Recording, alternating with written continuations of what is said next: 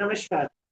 आज का अपना विषय है संघर्ष और शक्ति एवं सत्संग। पिछला सत्र जो हमारा था वह था संघर्ष और आदर्श। तो उसके जो साहब के द्वारा जो लिखित लेख है उसके अंदर जो उन्होंने सार वचन दिए हैं वो अपन एक बार पढ़ते हैं और फिर नए सत्र नया विषय के ऊपर बात करेंगे। तो साहब ने कहा है कि आदर्श है पूर्ण पुरुष, यानी वह पुरुष जो पूर्ण अवस्था पर पहुंच चुका हो। यह पूर्णावस्था जो ईश्वर शक्ति के समान हो। इस सद्गुरु शक्ति का भी पूर्ण रूप से वर्णन करना बिल्कुल ही असंभव है। उसी तरह जिस तरह ईश्वर शक्ति का वर्णन करना असंभव है। ये दोनों शक्तियां एक सी हैं, ये एक ही शक्ति के दो एक से रूप हैं। तब तो केवल शरीर और मन को अपने वश में करने के लिए किया जाता है और इसकी परम सिद्धि है पूर्णता। पूर्ण पुरुष ही सिद्ध पुरुष कहलाता है। परंतु कोई सिद्धि या सिद्धियां किसी के पास हो तो वह सिद्ध पुरुष है, ऐसा नहीं है। यही सद्गुरु कहलाते हैं जो खुद सत्य यानी पूर्ण अवस्था पर पहुंचे हुए होते हैं और पूर्ण रूप से उनकी शरण में आए हुए को उस अवस्था का दर्शन करा सकते हैं। यहाँ पर जो एक महत्वपूर्ण शब्द है जो साहब ने कहा है वह लिखा है कि पूर्ण रूप से इनकी शरण में आए हुए को, यानी कि आधा अधूरा नहीं। जब संपूर्ण शरणागति का भाव अगर होता है तो ही वह सद्गुरु, वह जो आदर्श है वो हमें उस पूर्णावस्था का अनुभव करा सकते हैं। वरना क्योंकि यह स्वयं के द्वारा अर्जित की जाती है, तो ये जो शरणागति का भाव है ये आपको स्वयं निर्माण करना होता है। दुनिया का प्रथम सद्गुरु परमात्मा खुद था और है। यह आदर्श और संघर्ष और आदर्श में साफ ही कहा है। आज का जो हमारा विषय है संघर्ष और शक्ति, अब इसके बारे में हम पढ़ते हैं। हर संघर्ष के लिए शक्ति होना आवश्यक है। जीवन संघर्ष बनाम तप के लिए प्राथमिक शक्ति तो केवल तप करने का निश्चय से प्राप्त होती है। फिर जैसे जैसे तप होता जाता है वैसे वैसे यह शक्ति बढ़ती चली जाती है। तप के द्वारा इसी शक्ति के कारण तप में अनुकूलता प्राप्त होती है और जिन जिन बातों को मनुष्य असाध्य या कठिन समझता है वे ही सब बातें तप के आचरण से साध्य और सरल हो जाती है। ऐसा उसे अनुभव आने लगता है और यह ऐसा अनुभव है ही तप में प्रगति का इसका प्रमाण पत्र है। यानी कि जैसा साहब ने पहले भी कहा है और हमने पढ़ा भी था कि हमें किसी चीज की आवश्यकता नहीं है। जो भी कुछ करना है तो बस उसके लिए एक निश्चय चाहिए और वो निश्चय के साथ ही हम आगे बढ़ जाते हैं। तो जो शुरुआत जो तप की होती है वो हमारे निश्चय से होती है और धीरे धीरे करके जो तप के आचरण में हमारी प्रगति होती है तो जो उससे प्राप्त अनुभव है वह अनुभव हमें और आगे बढ़ने के लिए प्रेरणा देते हैं और जैसे जैसे सहयोग करते चले जाते हैं। इसलिए उससे प्राप्त जो अनुभव है, आगे जो कठिनता आनी है इस मार्ग की वो सहज हो सके, इसके लिए वो अनुभव हमें दिए जाते हैं उस परम शक्ति के द्वारा। तो पुस्तक और भाषण में हमने तप को शारीरिक एवं मानसिक इन दो भागों में बांटा है। तथापि ऐसे दो अलग अलग भाग हुआ नहीं करते। फिर तप के आचरण के इच्छुक को चाहिए कि वह तप को इन दो भागों में बांट ले, जिससे उसे अपने तप की योजना बनाना और उसे क्रियान्वित करना आसान हो। शारीरिक तप आसान है, शरीर को पूर्णतया वश में कर लेना कठिन नहीं है। मानसिक तप कठिन है। इसीलिए पहले शारीरिक तप की ओर कदम बढ़ाना चाहिए और साथ ही साथ मन को 2-4 मिनट के लिए केंद्रित करने का अभ्यास भी साथ साथ चालू रहना चाहिए। जब शारीरिक तप पूर्ण हो चुका हो, कुछ करना बाकी ना हो, ऐसा समाधान हो जावे तो इस विजय द्वारा प्राप्त शक्ति सहित पूर्ण रूप से मानसिक तप किया जाता है। यह कठिन है, करने पर कठिनतम होता है, प्रगति होने पे और भी कठिन होता है। परंतु तप का निश्चय, शारीरिक तप की सफलता और मन को वश में कर लेने की ठानी हुई उमंग, इन सब साधनों के एकत्रित आघातों से मानसिक तप चाहे जितना ही कठिन क्यों न हो, पर होकर ही रहता है। यह निश्चय है। आखिर आज तक यह काम मनुष्य ही करता आया है, फिर मनुष्य अभी क्यों नहीं कर सकेगा। यह साहब कहते हैं कि जब शरीर को हम वश में करते हैं और धीरे धीरे उसके लिए जब तैयारी हो जाती है, तो हमें तप का जो दूसरा भाग है यानी कि मानसिक तप, उसके बारे में भी विचार करते रहना चाहिए और धीरे धीरे करके बढ़ते जाना चाहिए। और जैसे जैसे हम इस मार्ग पर आगे बढ़ते हैं, वैसे वैसे ये कठिन और कठिनतम होता चला जाता है। लेकिन आगे बढ़ने का साहस, आगे बढ़ने की प्रेरणा जो हमारे पास है, वह हमें इस मार्ग पर आगे बढ़ाती चली जाती है। इतना अवश्य है कि तप की गति में स्पीड या तेजी नहीं हुआ करती, यह धीरे धीरे होता है और इसमें प्रगति भी धीमी धीमी हुआ करती है। विचार पूर्वक शारीरिक तप की योजना बना लेना चाहिए। किन किन बातों में हम शरीर को फंसा चुके हैं, इसका लेखा जोखा तैयार करके उसमें से कैसे हम फिर से शरीर को बाहर निकाल सकेंगे, इस पर विचार करना चाहिए। फिर जो जो बातें सरल जचे, उसे ही पहले लाना चाहिए, ताकि विजय आसान हो। फिर कठिन से लगने वाली आदतों पर ध्यान देना चाहिए। ऐसे क्रम क्रम से चलना चाहिए, चाहे निर्धारित योजना पर पहुंचने में कुछ वर्ष ही क्यों न लग जावे, परंतु विजय पूर्ण होनी चाहिए। किसी तरह की उसमें न्यूनता नहीं होनी चाहिए, नहीं तो मौका मिलते ही नियंत्रित शरीर फिर से नियंत्रण के बाहर भाग चला जाएगा और फिर वह सब दोहराने में समय की बर्बादी ही होगी। शरीर तथा मन दोनों ही आपकी गफलत कब हो, शरीर तथा मन दोनों ही आपकी गफलत कब हो इसका मौका देखते रहते हैं और मौका मिलने पर चूकते नहीं हैं। बरसों इनके इशारों पर मनुष्य नाचा हुआ होता है, तब द्वारा अब मनुष्य अपने इशारों पर इन्हें नचाना चाहता है। इसलिए इस संघर्ष के चालू रहते मनुष्य को हमेशा ही सावधान व चौकस रहने की आवश्यकता है ही।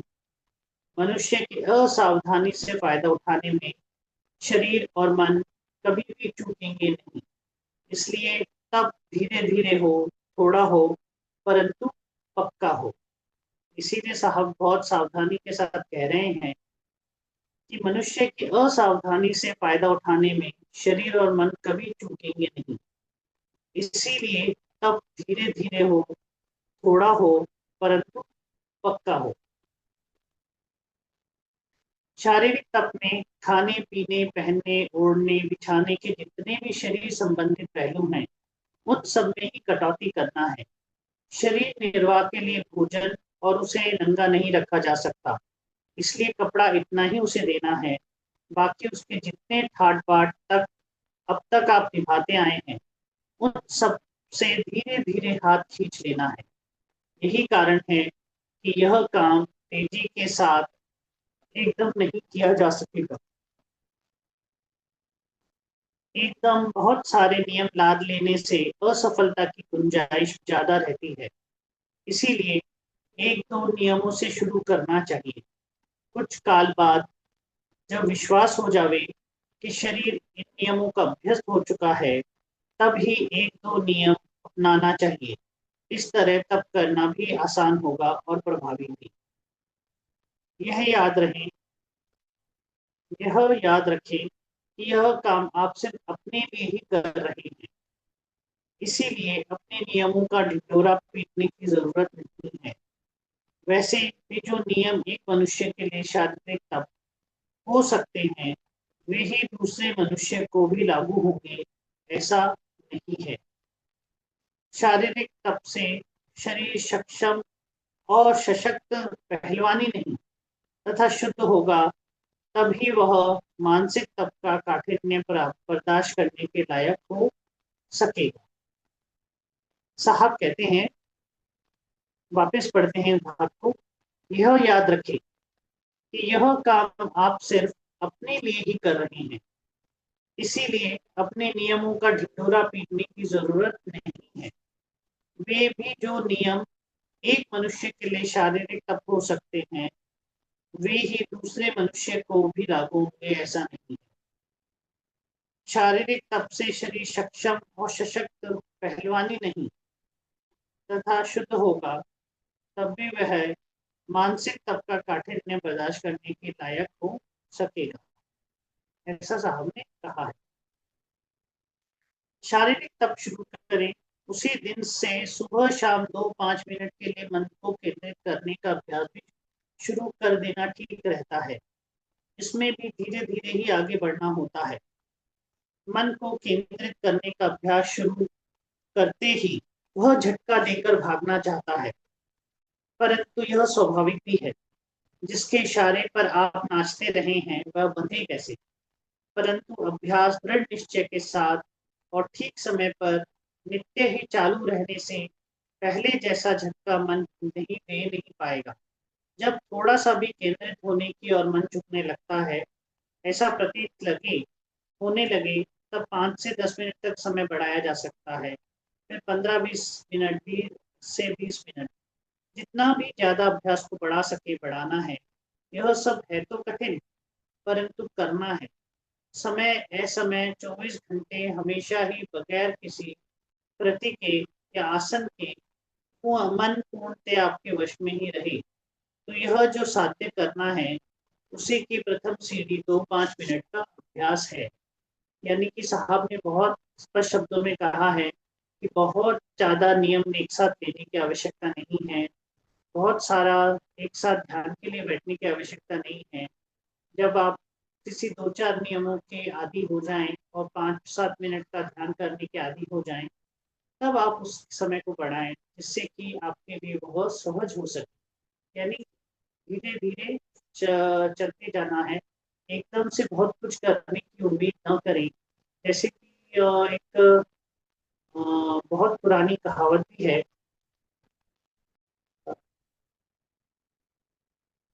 माली सींचे 100 गना ऋतु आए फल होए।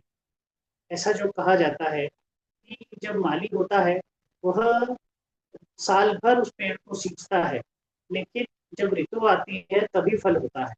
तो इसलिए यूं धीरे धीरे बढ़ना है, ईश्वर दर्शन तो करना है। इसीलिए साहब ने हर जगह हमें आगाह किया है, चेतावनी दी है कि हर काम धीरे धीरे करना है।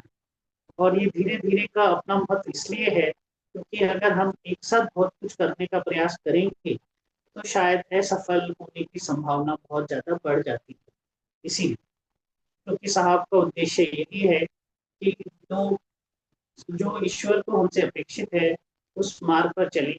और अगर कठिनता लगेगी और कठिन एक साथ बहुत कुछ अपना लिया, तो लोग इस मार्ग पे चलने का साहस जुटा ही नहीं पाएंगे। लेकिन अगर धीरे धीरे चलेंगे और उससे प्राप्त अनुभवों का आनंद लेते हुए चलेंगे, तो ये चलना सहज भी होगा, अच्छा भी होगा, पक्का भी होगा, और शायद आप अपनी मंजिल को पा भी सके, ऐसा भी होगा। इसीलिए पूर्ण पुरुष की प्रतिमा को नजर के सामने रखकर उस पर ही या उसके बारे में ही विचार करने में मन लगाना है, अर्थात केंद्रित करना है। उस समय जो भी दिगर विचार मन में आवे, और आवेंगे तो ही, ऐसा साहब ने कहा है कि आप अगर मन पे केंद्रित करने का विचार करेंगे, तो आपका मन भागेगा ही। उसमें कोई बुराई नहीं है। उसको भागने दीजिए, फिर से वापस लेकर आने का प्रयास कीजिए। जो भी विचार पर आप केंद्रित होना चाहते हैं, उस विचार में वापस लाने का प्रयास कीजिए। तो यह करते रहना है, लेकिन धीरे धीरे मन आपके वश में होगा, ऐसा साहब कहते हैं। उन्हें आने देना है, परंतु आते ही इससे फिर से भगा देना है। मतलब आने देना है और कोशिश करना है कि हम जो विचार करना चाहते हैं उस पर हम केंद्रित रह सकें। यह केंद्रीकरण का अभ्यास ही शरीरस्थ शुभ शक्तियों को जागृत करेगा। इन सब शक्तियों को सहाय मन को वश में करने में लगा देना होगा। अकेला मन इतना प्रबल होता है, साहब कहते हैं, अकेला मन इतना प्रबल होता है कि उसको हर तरह से चारों ओर से घेर लेने पर भी जिस प्रकार की प्रभुता उस पर जमानी है, उस प्रभार की प्रभुता वह जमाने नहीं देता। अपनी आपकी यह कश्मकश और असहायता आपका आदर्श पुरुष ही भी नित्य ही देखता रहता है, और आखिर उसे आप पर दया आती है, तब उसका अदृश्य हाथ भी आपको मदद करता है, और यह होता है तब पूर्ण या मन वश में नतीजा क्या? सुख। यह इस सहित 3 लेखों में यह देखा कि जीवन संघर्ष कैसा होता है, कितना कठिन है, पर फिर भी कितना सुखदायी है। परंतु यह लिख बोलकर उतना ही बताया जा सकता है जितना अब तक बता चुके हैं। यह पूरा का पूरा संघर्ष अनुभव करने की चीज है, लिखने, बोलने, पढ़ने की नहीं। साहब कहते हैं यह पूरा का पूरा संघर्ष अनुभव करने की चीज है, लिखने, बोलने, पढ़ने की नहीं। वह मनुष्य सचमुच परम भाग्यवान है जो यह संघर्ष करना चाहता है, इसका निश्चय करता है और उस निश्चय को क्रियान्वित करता है। उसके अपने अनुभव से इस संघर्ष में आगे बढ़ा ले जाएंगे, और चाहे किसी कीमत पर भी वह इस संघर्ष से पीछे हटने को तैयार नहीं होगा। हर मनुष्य ऐसा परम भाग्यवान हो और तब करे, यही सदिच्छा है। ऐसा साहब ने अपने इस लेख में कहा है कि हर मनुष्य ऐसा परम भाग्यवान हो और तब करे, यही सदिच्छा है। इसलिए साहब ने तब को ही संघर्ष का नाम दिया है, और यह संघर्ष ऐसा संघर्ष है जो आनंद देने वाला होता है। जैसा कि हम सामान्य व्यवहार की जिंदगी में देखते हैं, एक व्यक्ति परीक्षा दे रहा है, उसको किसी परीक्षा में पास होना है, या तो कई बार होता है कि वह 1-2 बार के प्रयास में वो सफलता अर्जित नहीं कर पाता, लेकिन उसके बाद वो सफलता सफल हो जाता है, क्योंकि उसमें जो लगन थी, परिश्रम था, मेहनत थी, उसको वो करता गया और वह उस परीक्षा में सफल हो गया। और ये व्यवहारिक जिंदगी में हम बहुत सारी चीजों में अनुभव करते ही रहते हैं, लेकिन यह एक ऐसा मार्ग है जो जिसमें हम सतत हमारे सद्गुरु, हमारे जो आदर्श व्यक्ति हैं, वो हमें मार्गदर्शन करते रहते हैं, और उस मार्गदर्शन का परिणाम यही होता है कि हम जो स्थिति हमें अपेक्षित है वह मिल सकती है। ऐसा चलकर ही समझ में आता है। इसलिए सबसे यही निवेदन है कि थोड़ा सा ही सही, पर तब करके देखिए, इसका आनंद लेकर देखिए, और तब समझ में आएगा कि तब कितना महान है, और यह मार्ग कितना सरल सहज है, लेकिन कितना आनंद देने वाला है, यह हम इसको कर कर ही समझ पाएंगे। अब हमारा जो आज का सत्संग था, उसका जो दूसरा भाग है वह सत्संग ही है। लेकिन हमने देखा इतने सारे जो अभी तक हमने सत्संग किए, वह सत्संग का यही परिणाम होता है कि लोग धर्म के प्रति आकर्षित होते हैं, वास्तव में जो धर्म है उसका पालन करने के लिए प्रवृत्त होते हैं। इसीलिए सत्संग का महत्व है। और यह सत्संग, इसीलिए जो धर्मपाठ पुस्तक है उसमें सबसे पहला विषय जो साहब ने लिखा है वह सत्संग ही लिखा है। लेकिन यह हमने पहले छोड़ा था, क्योंकि हमको ईश्वर के बारे में जानना था, क्योंकि ईश्वर को जाने बिना इस मार्ग पर चलना शायद कठिन है। इसीलिए शुरुआत हमने ईश्वर से करी, और जब हमने आदर्श के बारे में बात करी, तब यह सत्संग का महत्व भी स्थापित होता है कि जो आदर्श होते हैं, उन्होंने जो हमें मार्ग दिया होता है, उसके बारे में सतत चिंतन मनन सत्संग किया जाए, तो हम इस मार्ग पर बहुत सहजता से चल सकते हैं। तो अब यहाँ पर हम सत्संग पढ़ते हैं, सत्संग में साहब ने क्या लिखा है। इस शब्द का सीधा साधा अर्थ यह है कि ऐसे मनुष्य का संग या साथ कि जिसने सत्य को ढूंढ लिया है या जान लिया है, पहचान लिया है, और इतना ही नहीं, बल्कि वह मनुष्य खुद ही सत्य है या सत स्वरूप है। ऐसे आदमी का साथ होने से, आप उसके पास कुछ समय बैठने उठने से, उससे कुछ जानने सुनने से, उसके सामीप्य से, व उसकी वाणी से जो है, और उसके लिए निश्चित ही कल्याणकारक सिद्ध होता है या संग करते हैं, उसका मन और बुद्धि पर कुछ ऐसा असर पड़ता है जो उसके लिए निश्चित ही कल्याणकारक सिद्ध होता है। यानी कि सत्संग का जो प्रभाव है वह यह है कि आपकी मन और बुद्धि पर ऐसा प्रभाव पड़ता है जो आपको सन्मार्ग पे चलने के लिए प्रेरित करता है। यही सत्संग का उद्देश्य है और यह कल्याणकारक है क्योंकि मनुष्य का धर्म मार्ग पर चलेगा तो उसका कल्याण निश्चित है, क्योंकि वह सीधा सीधा उसका संपर्क ईश्वर शक्ति से स्वतः ही जुड़ जाएगा बिना जोड़े। यह सच है, परंतु ऐसा सत स्वरूप मनुष्य मिलता कहाँ है, और अगर भाग्यवश मिल भी जावे तो उसके इस सत स्वरूप को पहचानता ही कौन है। और अगर इधर उधर से सुनकर पहचान भी लिया जावे तो दृढ़ विश्वास किसे होता है। सारांशतः यह सत्संग उसके असली स्वरूप में, असली अर्थ में होना करीब करीब असंभव सा ही है। यह साहब कहते हैं।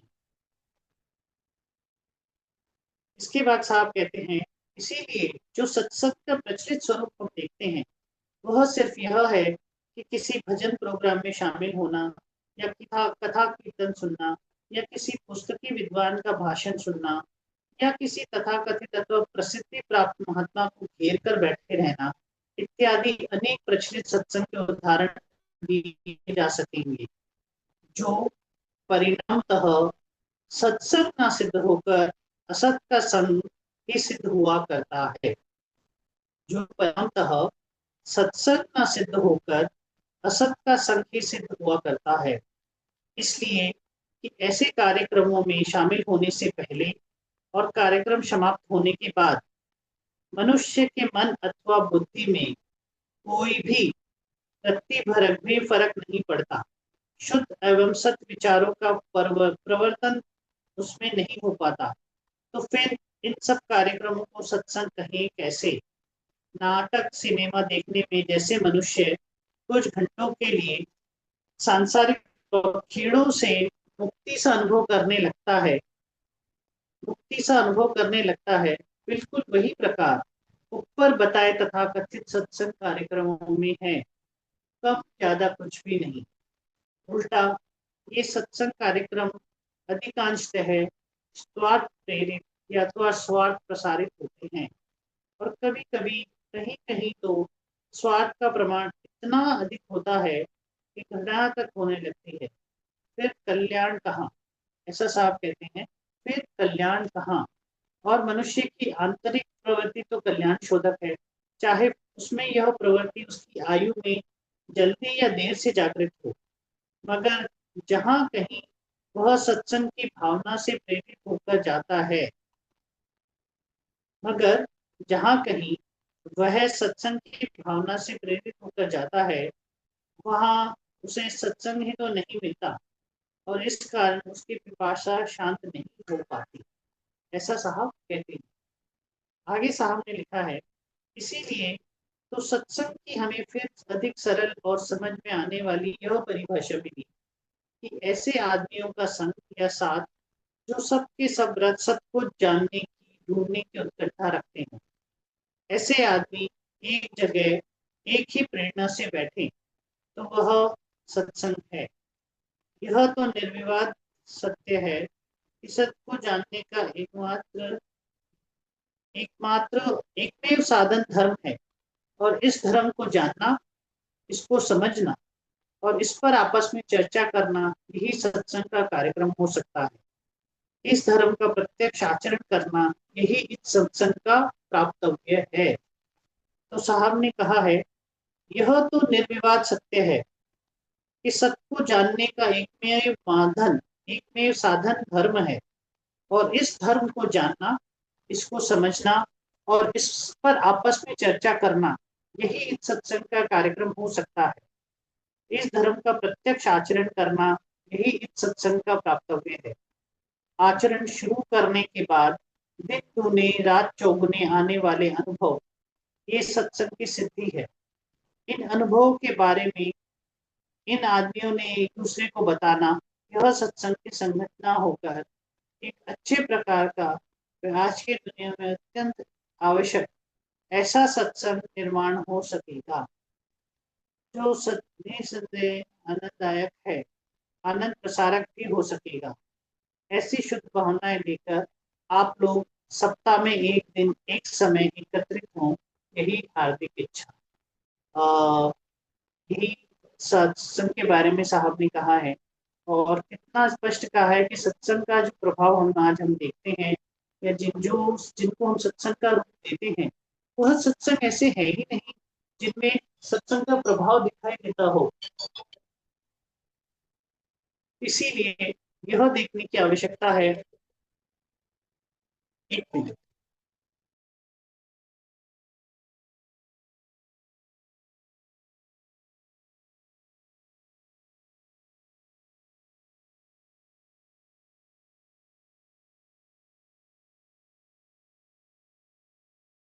तो इसीलिए हमें यह समझना है कि सत्संग का महत्व क्या है, सत्संग हम क्यों कर रहे हैं।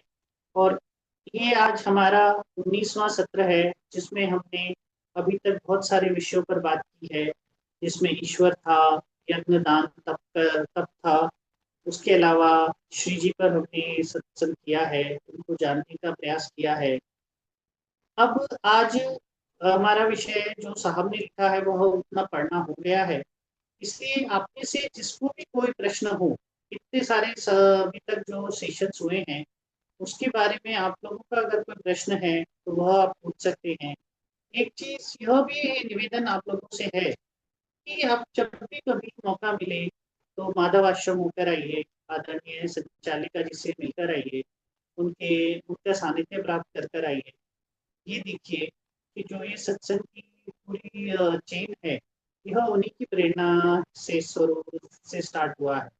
और जितने भी प्रश्न आपके संभव होंगे, वह सारे प्रश्नों का समाधान वह शक्ति आपको दे देगी।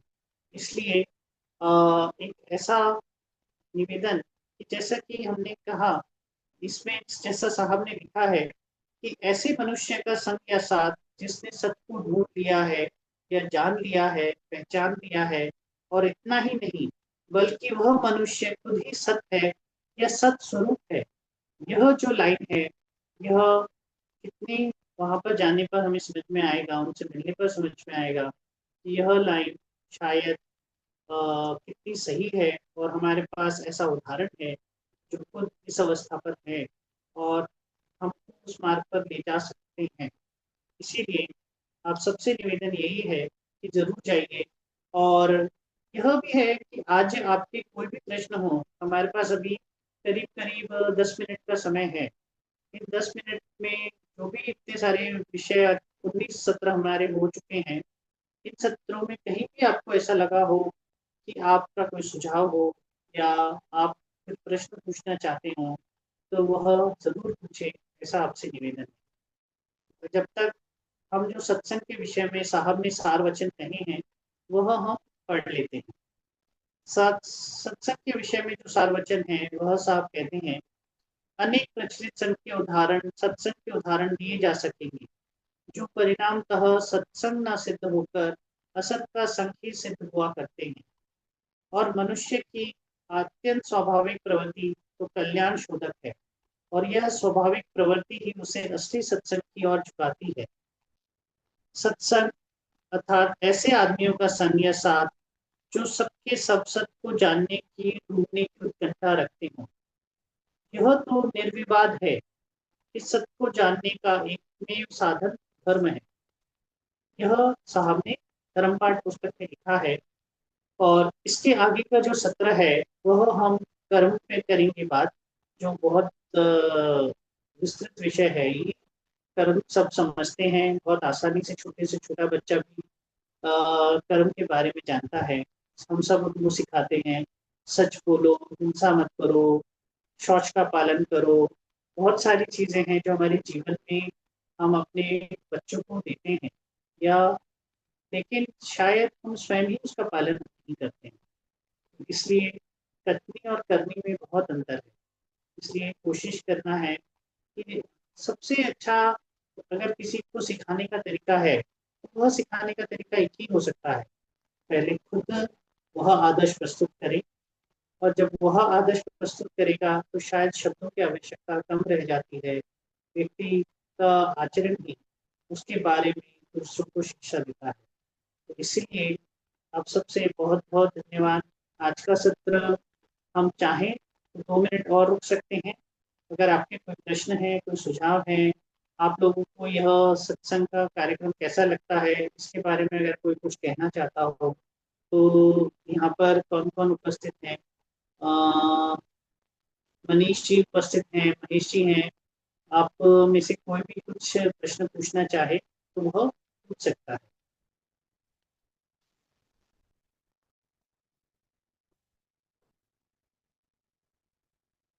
मनीष जी, आप दिल्ली से हैं ना?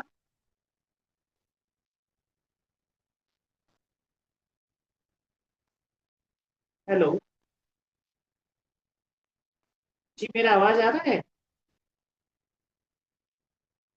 हाँ। जी। तो आज का हमारा ये सत्र समाप्त होता है। हम अगले सत्र में कर्म विषय को लेंगे और उस पर बात करेंगे। हेलो। हेलो। जी, मेरी आवाज आ रही है? जी जी जी, बताइए ना। हाँ, वो अनम्यूट नहीं हो पा रहा था, सॉरी। हाँ, मैं दिल्ली से हूँ, मैं दिल्ली से हूँ आप नितेश अपना जी। वीडियो ऑन करके बात कर सकते हैं। नहीं, मैं एक्चुअली मैं गाड़ी चलाते चलाते ये सत्संग सुन रहा हूँ। अच्छा अच्छा अच्छा। जी जी। और सत्संग मिस नहीं होना चाहिए, इसलिए जहाँ पे भी होता हूँ उसको ऑन कर लेता हूँ। जी, बहुत सुंदर मनीष जी। हाँ। मेरा बस एक बताइए। छोटा सा सवाल तब से रिलेटेड था, अगर वो बता सके तो, कि तब जी करने जी जी, में बोलिए ना। ध्यान लगाते हैं तो ध्यान के वक्त क्या करना होता है, बस वो थोड़ा सी क्लैरिफिकेशन चाहिए थी। बाकी सब तो मेरे को क्लियर है। ध्यान के समय देखिए, एक जो सामान्यतः कहा जाता है वो यह है कि एक ही विचार रहे, और एक ही पोस्चर रहे, और एक ही समय रहे। समय, पोस्चर और विचार तीनों एक ही जैसा रहे। जो भी समय हम निर्धारित करें उसी समय पर करें। जो विचार आपको रखना है वह विचार रखें, और उस विचार को बार बार वो भागता चला जाता है। आप वो छूटेगा, फिर आप कोशिश करें कि उसी विचार पर वापस आए। जैसे आप अपने सदगुरु को मानते हैं, उनके बारे में आप विश्वास रखते हैं, तो उनकी कोई घटना हो या उनसे कोई प्रेरणादायक बात आपकी कभी हुई हो, उसके ऊपर विचार करते रहें। और यह सतत जब विचार हम करते हैं, तो उसके परिणाम हमें धीरे धीरे मिलने लगते हैं, क्योंकि अ, हम अपने मन बेसिकली हम अपने मन को केंद्रित कर रहे होते हैं। और मन को केंद्रित कैसे करेंगे? एक ही विचार रखेंगे तो मन अपने आप केंद्रित होना शुरू हो जाएगा। मतलब आपके कहने का मतलब है अपने सदगुरु की और सिर्फ हमको ध्यान केंद्रित करना उतना काफी है। हाँ, उतना काफी है। और उनके तो उनसे साथ जो आपकी वार्तालाप कभी हुई हो, जो आपको लगता है कि इस बात पर आपको विचार बनाए रखना है या ईश्वर शक्ति पर बनाए रखना है, तो यह आपका स्वयं का निर्णय होता है ना? इसीलिए बहुत सारे लोग कोई मंत्रोच्चारण भी उस समय करते हैं, जैसे ओम ओम का उच्चारण करते रहते हैं, जिससे कि उनका मन दूसरी तरफ ना चला जाए। लेकिन वह एक बहुत ज्यादा प्रभावी नहीं होता, ऐसा मेरे को लगता है। कोई एक व्यक्तिगत विचार आप अगर करते रहेंगे तो शायद उसका प्रभाव ज्यादा पड़ता जी, धन्यवाद। है। जी। Thank you Manish ji. चलिए, आज का सत्र हम समाप्त करते हैं। बहुत बहुत धन्यवाद आप सबका। Thank you.